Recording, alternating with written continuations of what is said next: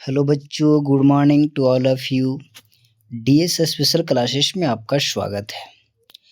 चलिए आज हम कक्षा 10वीं की विज्ञान पार्ट 1 की बात करने वाले हैं, यानी केमिस्ट्री, रासायनिक अभिक्रियाएं एवं समीकरण। शुरू करने से पहले अगर हमारे इस डीएस स्पेशल क्लास को आप सब्सक्राइब नहीं किए हैं तो जा करके सब्सक्राइब कीजिए और बेल आइकन को दबाना नहीं भूलें। तो चलिए हम स्टार्ट करते हैं। रासायनिक अभिक्रियाएं एवं समीकरण। आखिर हम लोग देखेंगे कि रासायनिक अभिक्रिया क्या है और समीकरण क्या है। तो चलिए स्टार्ट करते हैं। चलिए, रासायनिक अभिक्रिया। आखिर रासायनिक अभिक्रिया क्या है? तो दो या दो से अधिक पदार्थ, कितने पदार्थ? दो या दो से अधिक पदार्थ मिलकर एक या एक से अधिक नए गुण धर्म वाले पदार्थों का निर्माण कराते हैं। उसे क्या कहेंगे बच्चे? रासायनिक अभिक्रिया कहेंगे। क्या कहेंगे? रासायनिक अभिक्रिया। दो या दो से अधिक पदार्थ मिलकर एक या एक से अधिक अगर नए गुण धर्म वाले पदार्थों का निर्माण कराते हैं तो वो रासायनिक अभिक्रिया कहलाती है। जैसे में हम लोग यहाँ उदाहरण के तौर पे देखेंगे हाइड्रोजन और ऑक्सीजन। हाइड्रोजन और ऑक्सीजन को मिलकर किसका निर्माण होता है? जल का निर्माण होता है। यानी बात करेंगे H2+O मिलाएंगे तो H2O बनेगा। क्या बनेगा? H2O। यानी हाइड्रोजन और ऑक्सीजन को जब मिलाते हैं तो जल का निर्माण होता है। किसका निर्माण होता है? जल का निर्माण होता है। इसी को क्या कहेंगे? रासायनिक अभिक्रिया कहेंगे। ये दो या दो से अधिक पदार्थ मिल गया और एक नए गुणधर्म वाले पदार्थों का निर्माण हो गया। इसी को क्या कहेंगे बच्चे? रासायनिक अभिक्रिया कहेंगे। चलिए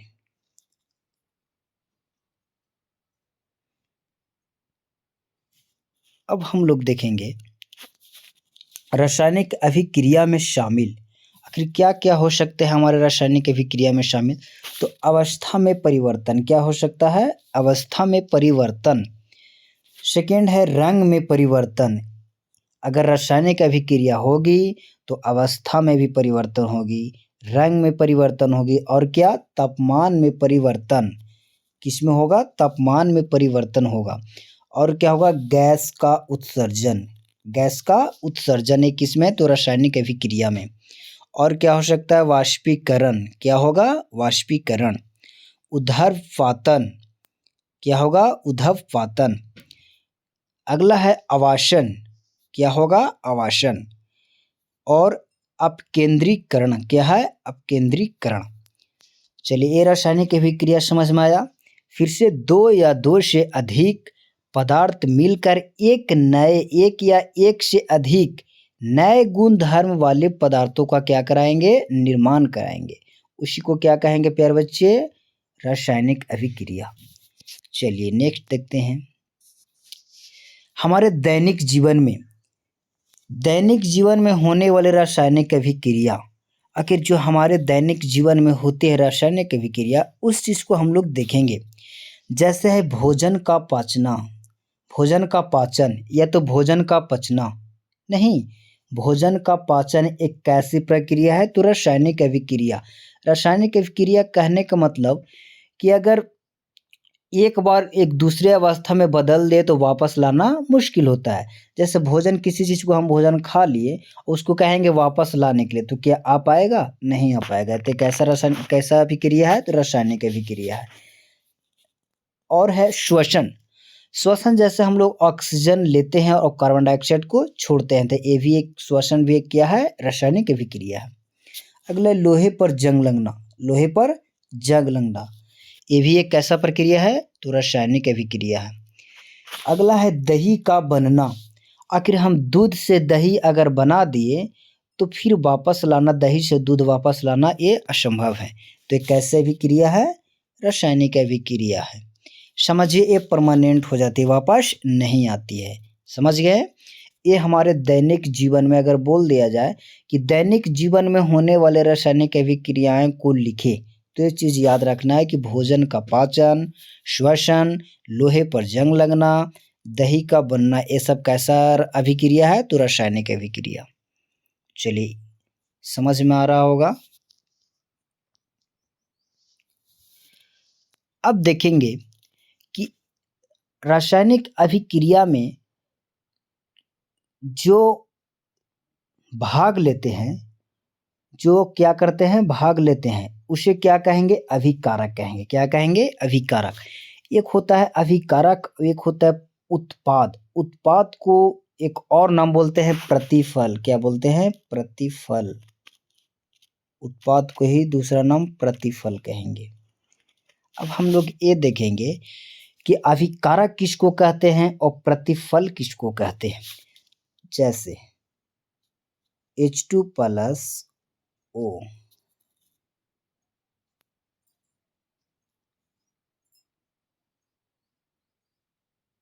H2O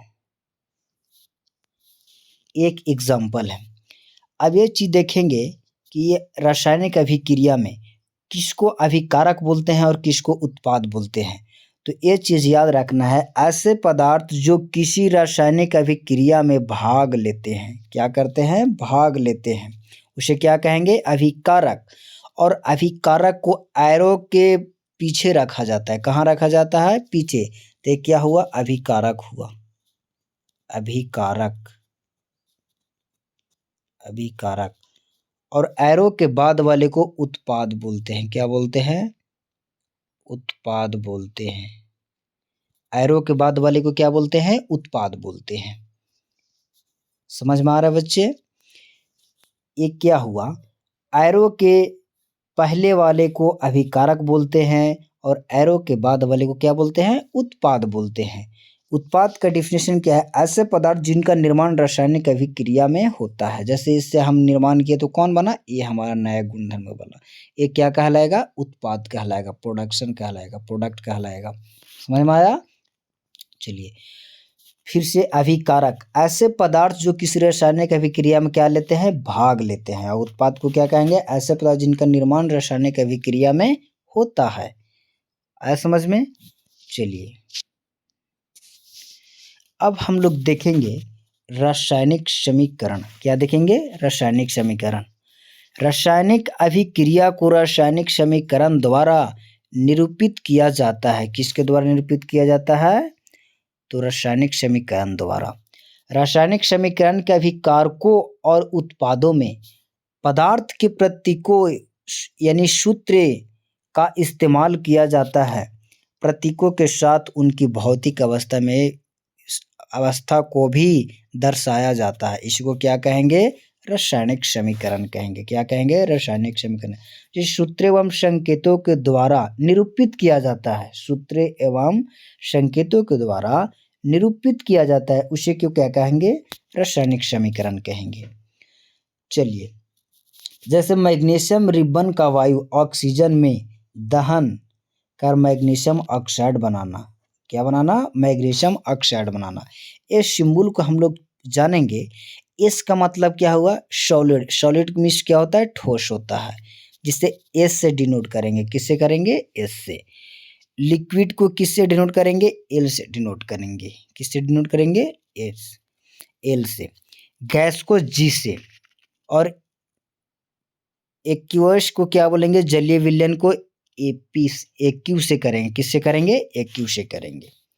चलिए आगे देखते हैं। अब हम लोग देखेंगे रासायनिक समीकरण को संतुलित करना। आखिर हम लोग संतुलित इसको क्यों करते हैं? तो दोनों साइड अभिकारक और प्रतिफल के दोनों परमाणु संख्या क्या होनी चाहिए? बराबर होनी चाहिए। इसलिए हम लोग बैलेंस करते हैं, संतुलित करते हैं। तो चलिए एक संतुलित समीकरण को इसको बताते हैं। Fe plus H2O, Fe plus H2O arrow Fe3O4 plus H2O। इसको देखना है। ये सर एरो के पहले वाले को क्या बोलते हैं? अभिकारक बोलते हैं। क्या बोलते हैं? अभिकारक बोलते हैं। और एरो के बाद वाले को क्या बोलते हैं? उत्पाद बोलते हैं। क्या बोलते हैं? उत्पाद बोलते हैं। इतना याद है ना? इतना याद रखना है कि लेफ्ट साइड को अभिकारक बोलते हैं और राइट साइड को उत्पाद बोलते हैं या तो प्रतिफल बोलते हैं। हमको ये देखना है कि लेफ्ट साइड वाले इसमें Fe में कितना है परमाणु। देखो यहाँ पे कितना है तो 1 है, और इधर देखिए इधर कितना है 3। यहाँ पे जैसे देख लेंगे एक बॉक्स के दिया गया है, इससे हम लोग समझेंगे। एलिमेंट्स यानी तत्व के नाम यहाँ लिख दिए हैं, अभिकारक और उत्पाद को लिखेंगे। देखेंगे कि अभिकारक कितना है Fe में फेरस तो 1 है। कितना है? 1। और उत्पाद में कितना है तो 3 है। चलिए, हाइड्रोजन कितना है तो 2 है। इधर हाइड्रोजन कितना है? ये भी 2 है। ऑक्सीजन कितना है? 1 है। इधर कितना है? 4 है। अब देखिए कि यहाँ पे उत्पाद 3 है फेरस में, अब इधर देखिए कि 1 ही है, तो कितना से गुना कर दे कि बराबर आ जाए? तो कितना से कर देंगे? 3 से कर देंगे। कितना से करेंगे? 3 से। हाइड्रोजन इधर सही है। अब यहाँ पे देखेंगे ऑक्सीजन 1 अभिकारक में और उत्पाद में 4 है, तो कितना से कर देंगे गुना? 4 से गुना कर देंगे। 4 से गुना कर देंगे। चलिए देखिए,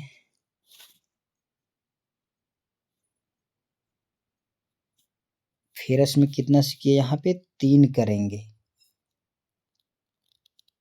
चलिए, ये इसको तो हो गया। अब यहाँ 2 देखेंगे, यहाँ पे ऑक्सीजन कितना है तो 1, तो 4 से गुना हमको करना पड़ेगा यहाँ पे 4। अब 4 ऑक्सीजन को बनाने के चक्कर में हमारा हाइड्रोजन क्या हो गया? खराब हो गया। यानी कितना हो गया? 8 हाइड्रोजन। यहाँ पे कितना है? 2 है, तो इससे भी क्या कर देंगे? 4 से मल्टीप्लाई कर देंगे। कितना कर देंगे? 4 से मल्टीप्लाई। इसमें भी 4 हो जाएगा और इसमें भी 4 होगा। अब क्या है? हमारा इक्वल हो गया। इसमें भी 8 हाइड्रोजन है, इसमें भी हाइड्रोजन, इक्वल हो गया।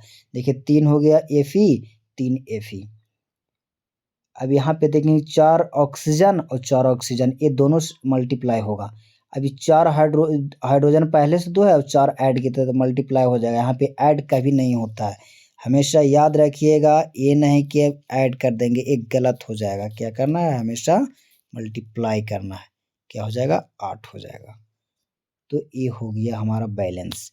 इसी प्रकार से एक और हम वीडियो लेकर आने वाले हैं रासायनिक समीकरणों को संतुलित करने के लिए। इतना चीज़ अगर समझ में नहीं आया तो एक अलग से वीडियो हम बनाने वाले हैं रासायनिक समीकरण को संतुलित करने के लिए, उसमें पूरा डिटेल्स बताएंगे। चलिए, रासायनिक समीकरण को संतुलित करना क्यों आवश्यक है, अभी हम लोग बात इसी को कर रहे थे। तो चलिए देखते हैं कि आखिर रासायनिक समीकरण को संतुलित करना क्यों आवश्यक है। द्रव्यमान संरक्षण का नियम। किसका नियम? द्रव्यमान संरक्षण का नियम। किसी भी रासायनिक अभिक्रिया में ना तो द्रव्यमान का निर्माण होता है और ना ही विनाश का। किसी भी रासायनिक अभिक्रिया में ना तो द्रव्यमान का निर्माण होता है और ना ही विनाश। अब देखेंगे हम लोग निष्कर्ष। रासायनिक अभिक्रिया के पहले वाले क्या कहलाता है? अभिकारक। एवं उसके बाद वाले उत्पाद। प्रत्येक पदार्थों के परमाणुओं की संख्या क्या होनी चाहिए? बराबर होनी चाहिए, इक्वल होनी चाहिए। इसीलिए हम लोग क्या संतुलित करते हैं? अभिकारक के परमाणु संख्या और उत्पाद के परमाणु संख्या दोनों क्या होने चाहिए? बराबर होनी चाहिए। इसलिए हम लोग रासायनिक समीकरण को क्या करते हैं? संतुलित करते हैं। समझ गए प्यारे बच्चे?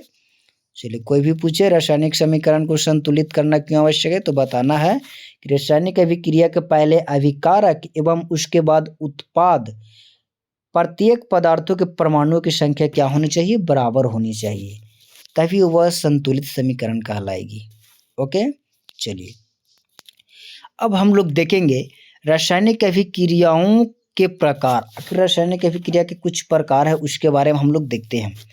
पहला है संयोजन अभिक्रिया। क्या है? संयोजन अभिक्रिया। देखिए प्यारे बच्चे, संयोजन अभिक्रिया कहने का मतलब, संयोजन का मतलब जुड़ना। संयोजन का मतलब जुड़ना। दो तत्व या यौगिक मिलकर तीसरा पदार्थों का क्या कराते हैं? निर्माण करते हैं। इसी को हम लोग संयोजन अभिक्रिया कहेंगे। सिंपल सी भाषा में हम लोग समझेंगे। चलिए देखते हैं। इस अभिक्रिया में दो या दो से अधिक अभिकारक मिलकर एकल उत्पाद बनाते हैं। इसमें दो अभिकारक मिलकर और तीसरा क्या, एक उत्पाद बनाते हैं। सॉरी, क्या बनाते हैं, एक उत्पाद। दो अभिकारक मिलने के बाद दो अभिकारक के संयोग से एकल उत्पाद का निर्माण होता है, उसी को क्या कहेंगे, संयोजन। संयोजन में मतलब जुड़ना। संयोजन में मतलब क्या, जुड़ना। जैसे इसका उदाहरण देखेंगे, कोयले का दहन। कोयले का दहन, जैसे कोयले का दहन, जैसे C+O2। कार्बन एक क्या है, सॉलिड है। क्या है, कार्बन एक सॉलिड है और ऑक्सीजन एक गैस है। एस का मतलब क्या बताए थे, सॉलिड, जिसे एस से डिनोट करेंगे, और जी के गैस बताए थे, जी से। तो कार्बन और ऑक्सीजन को मिलने से कार्बन डाइऑक्साइड का निर्माण होता है। जैसे बोल देगा कोई भी कि कार्बन डाइऑक्साइड किसके संयोग से बना है, तो क्या बताएंगे प्यारे बच्चे कि कार्बन और ऑक्सीजन के संयोग से कार्बन डाइऑक्साइड गैस का निर्माण होता है। समझ गए। नेक्स्ट देखेंगे जल का निर्माण। तो जल का निर्माण देखिए, H2 और O2 को मिलने से, H2 और O2 के मिलने से जल का हमारा निर्माण हुआ, यानी ऑक्सीजन और हाइड्रोजन को मिलने से जल का निर्माण होता है। किसको किसको मिलने से जल का निर्माण होता है, तो हाइड्रोजन और ऑक्सीजन को मिलने से जल का निर्माण होता है। समझ गए। संयोजन का मतलब कभी भी याद रखना है, जुड़ना। दो अभिकारकों को मिलाएंगे और एक उत्पाद का निर्माण करेंगे। चलिए अब हम लोग देखेंगे वियोजन अभिक्रिया। क्या देखेंगे, वियोजन अभिक्रिया। चलिए क्या देखेंगे, वियोजन अभिक्रिया। संयोजन का मतलब बताए थे कि जुड़ना, और उसका जस्ट अपोजिट कर देना है वियोजन अभिक्रिया। वियोजन अभिक्रिया का मतलब कि टूटना। एक अभिकारक दो प्रतिफलों में क्या हो जाती है, वियोजन हो जाती है, टूट जाती है। चलिए देखते हैं, एक अभिकारक टूटकर दो या दो से अधिक उत्पाद में क्या हो जाते हैं, बदल जाते हैं। क्या हो जाते हैं, बदल जाते हैं। उसे ही क्या कहेंगे, वियोजन अभिक्रिया कहेंगे। संयोजन का मतलब जुड़ना और वियोजन का मतलब टूटना। मतलब संयोजन में मतलब जुड़ेंगे और वियोजन में क्या होंगे, अलग होंगे। एक अभिकारक टूटकर दो प्रतिफलों में क्या हो जाते हैं, बदल जाते हैं, उसी को क्या कहेंगे, वियोजन अभिक्रिया। जैसे कि देखिए यहाँ पे ए है, ए क्या है, एक अभिकारक है, और अभिकारक टूटकर किसमें, दो प्रतिफलों में बदल गया है। किसमें बदल गया है, दो प्रतिफलों में। तो क्या कहलाएगा, वियोजन अभिक्रिया कहलाएगा। जैसे देखिए CO2, ये टूटकर क्या होगा, C+O2। एक अभिकारक है जो दो प्रतिफलों में क्या हो गया, टूट गया, तो इसी को क्या कहेंगे, वियोजन अभिक्रिया कहेंगे। अब देखेंगे वियोजन अभिक्रिया कुछ प्रकार है। एक है ऊष्मीय वियोजन, दूसरा है वैद्युत वियोजन, और तीसरा है प्रकाशिकीय वियोजन। ये वियोजन के क्या हुए, टाइप्स हुए, तीन प्रकार के। एक ऊष्मीय वियोजन, और दूसरा वैद्युत वियोजन, तीसरा प्रकाशिकीय वियोजन। इतना समझ में आया। अब देखते हैं नेक्स्ट। पहला है ऊष्मीय वियोजन। अभिकारक का ऊष्मा यानी गर्मी द्वारा किया गया वियोजन को क्या कहेंगे, ऊष्मीय वियोजन। ये एरो के ऊपर ऊष्मा रहेगा तो समझ जाना है क्या कि ऊष्मीय वियोजन के उदाहरण है। जैसे CaCO3 एक क्या है, सॉलिड है। क्या है, सॉलिड। ये ऊष्मा की उपस्थिति में इसको तोड़ेंगे तो CaO सॉलिड और CO2 गैस। एक अभिकारक को अगर हम तोड़ेंगे तो दो प्रतिफलों में बन जाते हैं। इसी को क्या कहते थे, वियोजन अभिक्रिया। नहीं, और इस पे ऊष्मा की उपस्थिति में अगर रख दे तो ऊष्मीय वियोजन हो गया। क्लियर है। चलिए नेक्स्ट देखते हैं वैद्युत वियोजन। विद्युत धारा का प्रवाहित होने के कारण होने वाला वियोजन को क्या कहेंगे, वैद्युत वियोजन कहेंगे। किसके, तो विद्युत धारा के प्रवाहित होने के कारण होने वाला वियोजन के क्या कहेंगे, वैद्युत वियोजन।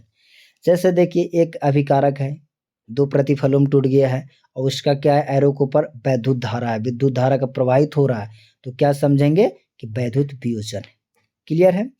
चलिए अब देखते हैं नेक्स्ट, प्रकाशीय वियोजन, सूर्य के प्रकाश की उपस्थिति में होने वाला वियोजन को प्रकाशीय वियोजन कहते हैं। जो सूर्य के प्रकाश की उपस्थिति में होगी उसे क्या कह देंगे? प्रकाशीय वियोजन कहेंगे। जैसे देखिए AgCl को तोड़ दिए हैं सूर्य प्रकाश की उपस्थिति में, AgCl सॉलिड और गैस, समझे।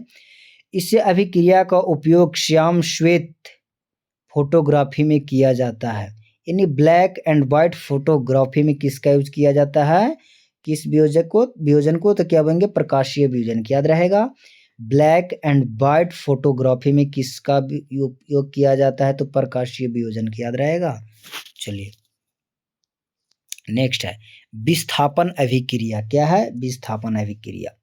इस अभिक्रिया में अधिक क्रियाशील तत्व कम क्रियाशील तत्व को उसके यौगिक से क्या कर देते हैं? विस्थापित कर देते हैं। उसे क्या कहेंगे? विस्थापन अभिक्रिया। देखिए सबको नाम ही में छुपा हुआ उसका डिफिनेशन। इस अभिक्रिया में क्या करेगा? अधिक क्रियाशील तत्व को कम क्रियाशील तत्व को उसके यौगिक से विस्थापित कर देता है, तो उसे क्या कहेंगे? विस्थापन अभिक्रिया कहेंगे। जैसे एग्जाम्पल देख लीजिए, Fe+CuSO4 एरो FeSO4 एक क्या कर दिया? विस्थापित कर दिया। इसको कॉपर को हटा दिया, इससे ज़्यादा इसमें ले लिया FeSO4 क्या है इसमें? किस अभिक्रिया में अधिक क्रियाशील तत्व को कम क्रियाशील तत्व को से क्या करता है? विस्थापित। कॉपर कम वाला है और SO ये ज़्यादा है, तो इससे क्या क्या कॉपर को हटाकर SO4 के साथ में यहाँ पे जुड़ गया। समझ में आया? इससे लोहा देखिए, कॉपर सल्फेट, लोहे का सल्फेट, कॉपर सल्फेट से ज़्यादा क्रियाशील लोहे का सल्फेट है, इसलिए इसको साथ में ले लिया, एक कॉपर को अलग कर दिया। चलिए नेक्स्ट है द्विविस्थापन अभिक्रिया। इस अभिक्रिया में उत्पादों का निर्माण दो यौगिकों के बीच आयनों के आदान प्रदान से होता है, उसे क्या कहेंगे? द्विविस्थापन अभिक्रिया कहेंगे। जैसे बेरिलियम सल्फेट के सफ़ेद अविलेय अवक्षेप का निर्माण होता है। जैसे देखिए sodium sulphate plus beryllium chloride को बेरिलियम सल्फेट से कर दिया, उससे ज़्यादा क्रियाशील है इसलिए बेरिलियम सल्फेट को एक साथ कर दिया और सोडियम क्लोराइड को एक साथ। समझ गए? चलिए नेक्स्ट है उपचयन और अपचयन। उपचयन पदार्थ में ऑक्सीजन की वृद्धि होना या हाइड्रोजन का ह्रास होना। यहाँ से ह्रास यहाँ लगेगा, इसमें ह्रास होना। उपचयन क्या कहलाएगा? पदार्थ में ऑक्सीजन की वृद्धि। किसकी? उपचयन में किसकी वृद्धि होगी? तो ऑक्सीजन की वृद्धि होगी और हाइड्रोजन का क्या होगा? ह्रास होगा, तो क्या कहलाएगा? उपचयन कहलाएगा। क्या कहलाएगा? उपचयन। ऑक्सीजन की वृद्धि होगी और हाइड्रोजन का क्या हो जाएगा? ह्रास होगा, तो वो क्रिया क्या कहला जाएगा? अपचयन। नेक्स्ट है उपचयन। नेक्स्ट है अपचयन। पदार्थ में हाइड्रोजन की वृद्धि होना, इसका जस्ट अपोजिट कर देना है, उसमें ऑक्सीजन का वृद्धि होगा और हाइड्रोजन का ह्रास होगा, वो उपचयन कहलाएगा। अपचयन में हाइड्रोजन की वृद्धि और ऑक्सीजन का ह्रास होना, ये क्या कहलाएगा? अपचयन कहलाएगा। चलिए देख सकते हैं यहाँ पे एग्जाम्पल C+O2 CO2 इस प्रकार से।